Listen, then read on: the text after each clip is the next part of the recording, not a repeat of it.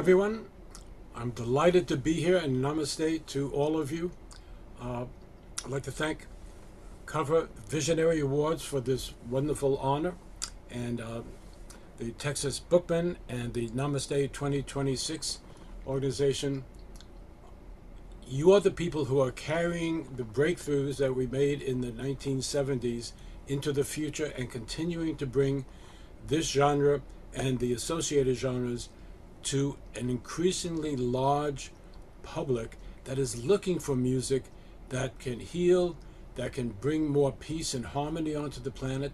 And that was the original intent that brought me into the world of recording, coming from where I had been as a jazz rock trumpet player that was not interested in world healing, but was interested in the energy and getting into the zone. So in a sense, my career has been connecting the dots from early on into getting myself into a place where the music would flow through me.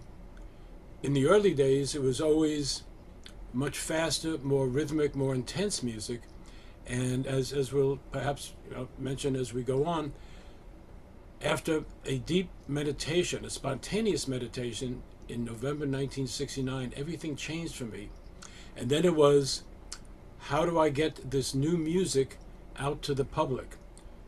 I was a very anti-business individual, a card-carrying member of New Age alternative culture in the 1960s, and anything to do with business was not something I was interested in.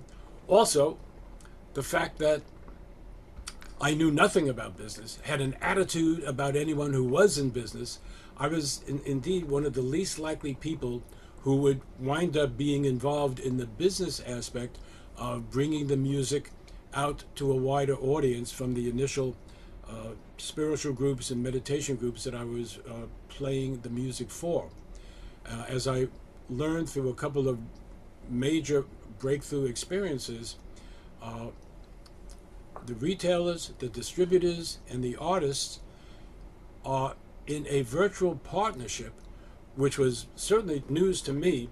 It was always an adversarial situation when I got into the field, and knew so little about the world of music that everything was trial and error, made a lot of the rookie mistakes, and the integrity of the music and the fact that people found it so helpful and healing and beneficial was what kept me keeping on and putting up with a whole lot of the other problems about bringing the music out to the public. Indeed, my earlier career as a jazz musician, dealing with improvisation and getting into the zone, prepared me spiritually and energetically to tap into positive altered states without extra chemicals or plant medicine. But in the place that my research in 1973 turned me on to the realities of brainwave balancing, and brainwave entrainment, and biofeedback research that proved that there was really something different going on with this original music than anything else that was pretty much recorded in 1975 available out in the market. And I can tell you, when I first brought my music to stores, they first of all, music stores said, where's the beat, where's the melody, where are the words? What you're doing is not music, so we don't want to carry it. I went to lifestyle places like bookstores where I would go shop, and they said, we're a bookstore, we don't sell music. And indeed, my first album, Christening for Listening, was a picture from my research. It turns out that it was a very poor choice for a first album cover and a name that didn't make sense to anyone, but it was christening a new way to listen. But the fact that it didn't describe the music made it very difficult for stores and audiences to understand what I was talking about. And I could also tell you that when I started approaching media, TV shows, radio shows, etc., and they looked at this cover and they said, well, what is this music about? And I started talking about healing and meditation, and the fact that I would go into the zone, go into the flow state, and music would flow through me, and then I'd play it.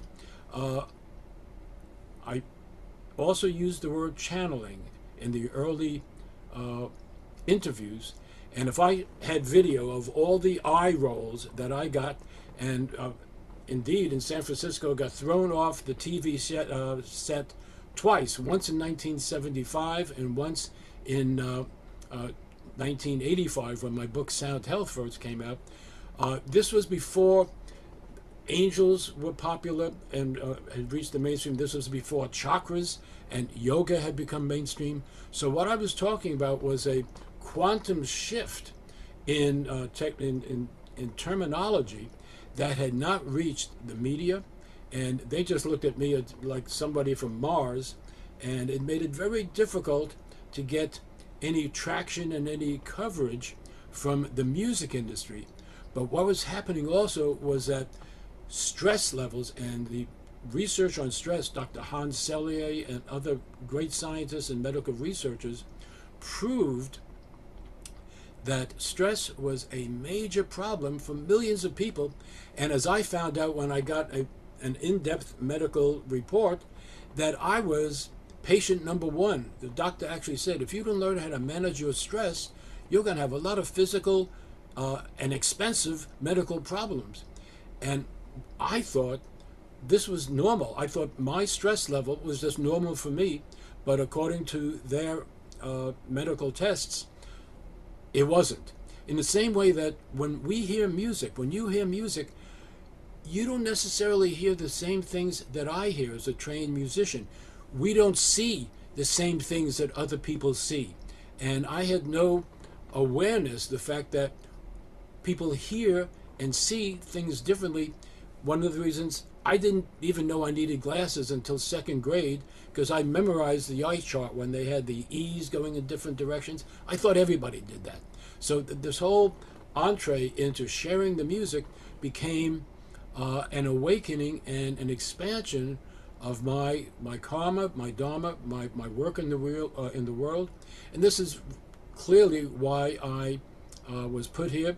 I've been practicing this and working in this for many incarnations, and now we can talk about that. All the past life readings that I've had confirmed that this was not an accident, and I bring some of those skills and experiences, and being in Egypt in 1980 and 81 inside the Great Pyramid gave me a chance to reawaken some of these memories and bring that into the recordings and carry that energy to share with others through the medium of music. Okay, let me take you on a little time travel journey back to what the world was like in 1973 or 1975. If you were an independent musician, as I was, and you have been playing small concerts at unity churches and science and mind churches and meditation groups and yoga groups, people would always be coming up and said, where can I get your album? Where can I get a cassette? And there were no studios that were serving independent artists. The independent studios, the equipment was so expensive that you had to go with a major label. And I had been hearing all the horror stories of working with major labels and how musicians kept getting ripped off. So it took a couple years for the first independent studio to open up in the San Francisco Bay Area. And when I met him at a Christmas party in 1974, right before New Year's, I became the first client to book into the Music Annex and recorded my first album in 1975 on January 4 and January 5. No one told me you couldn't record an album in 2 days. The problem was, what do you do for a cover? What do you do for artwork? Who presses the album? How do you get it out to the people? So all these things had not been, no one had done this before as an independent artist, let alone trying to create a new genre because the music industry stores like Tower Records and Warehouse and Discount Records, etc., this is before Borders, said we don't have a genre that this fits. My first albums were stuck in exotic folklore in some places. So the mainstream market wasn't necessarily for me. I took my albums to the places that I would shop, like metaphysical bookstores and crystal stores and yoga centers. And when I presented the album, they said, we're a bookstore. And as I'm holding the album and discussing with the manager at East West Books in Menlo Park at that time, now they're in Mountain View, a little old lady comes by and says, "Ooh, music for meditation. That's what I'm looking for." She grabs the album out of my hands, at which point the owner says, "Well, I guess that settles it. I'll take a dozen." And I knew enough intuitively that after making that consignment sale, I went to their competition in town and said, "Well, your competition bookstore just bought a dozen of these. You don't want to have them have all the business, so you should take a dozen." And that store put my first album sideways so you couldn't even see it behind the lettuce in the produce section. So that wasn't very successful, but other stores started carrying it. And then as more and more albums started becoming available, stores started having new age sections. But what I also learned is that, and I was basically sat down by someone I met at Mount Shasta Spiritual Retreat in 1976, who said, what you're doing is really important, but you're going to be out of business in a few months like everybody else who is a startup. You have to learn that the retailers and the distributors are not adversaries, they're your partners. And I had these discussions with one of the other pioneers, legendary musician Yassos, and we used to have some arguments and debates about this, and he said his music was so fantastic, and it was, that stores would be happy to buy the album at retail. And I said, Yassos, that doesn't give the stores any markup to pay for their staff and the rent, etc., which you all know are expenses every month. And he says, well, I'm not going to deal with that. They'll come and they'll buy. Well, they didn't, and that's why most of you don't know his name as a pioneering New Age musician. I, on the other hand, also had a meditation that says, learn business or starve. And when I was not knowing anything and hired some friends to help me ship and keep some bookkeeping, it took a while till I met some independent individuals who said, we'd like to run your company for you so you could continue to go around the country and perform and speak at New Age, healing, meditation, spiritual conferences, holistic medicine conferences. And I said, great. I don't have to sign with a major label, which weren't interested in what I was doing in 1975, 1977. Not until 1985 did the field really expand. And I did get an offer that sounded great and lasted for about a year and a half. And then, just like artists who signed with rock labels and jazz labels, they stopped paying me. And that was a major life challenge when your sole source of income says, we're not going to pay you anymore. And then there was a lawsuit that drained all the rest of my money. And I ultimately got my rights back, but never recouped all the expenses and had to start all over again in 1988. So I've had kind of a rocky path to this, but through it all, I understood and learned several things. The retailers and distributors are my partners in getting the music out to the public, and I also understood that there was a very different mindset from the jazz world and the classical music world, in which case, as a musician, if you practiced for years, you are interested in promoting your ego and to have people be impressed with your dexterity and your virtuosity. When it comes to healing music, that is irrelevant. Healing music is about the energy that's transformed. Music is a carrier wave of healing energy, or can be. Music can be a carrier wave of healing and meditation and higher coherence and balance and harmony and peace. And when that became clear to me, and I understood that people were feeling the vibes coming through the music, even if they didn't read the liner notes, they had an experience. So what I was no longer a performing musician per se, but a creator of healing experiences that people would experience both in concert but also on recordings.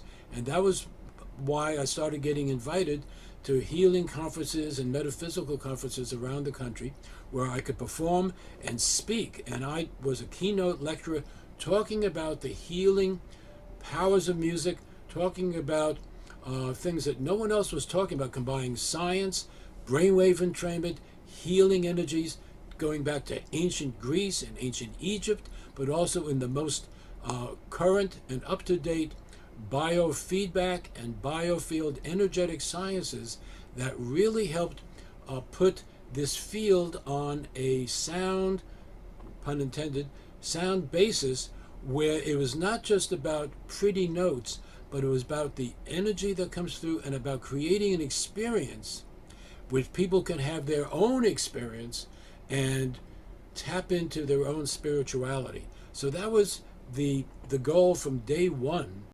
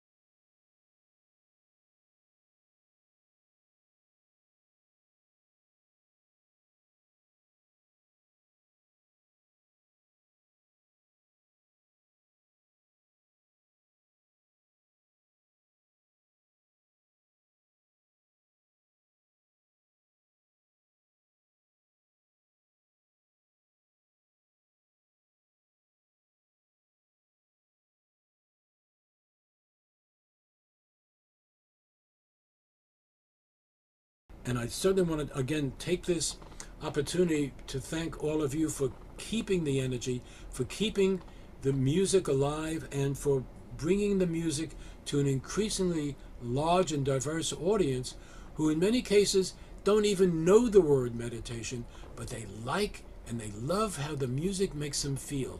And when you make it available to them, then it's the way things need to be.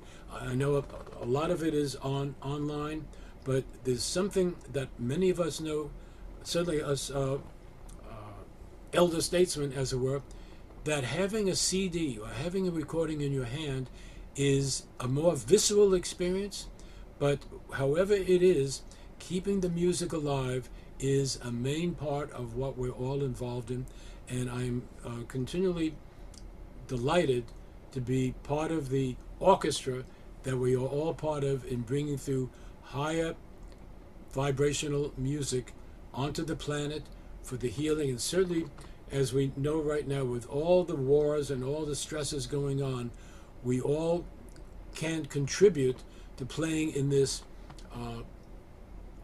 healing symphony of light and sound and audible frequencies and take the music to the next generations and the next level. So thank you. Keep on keeping on. God bless, and stay tuned.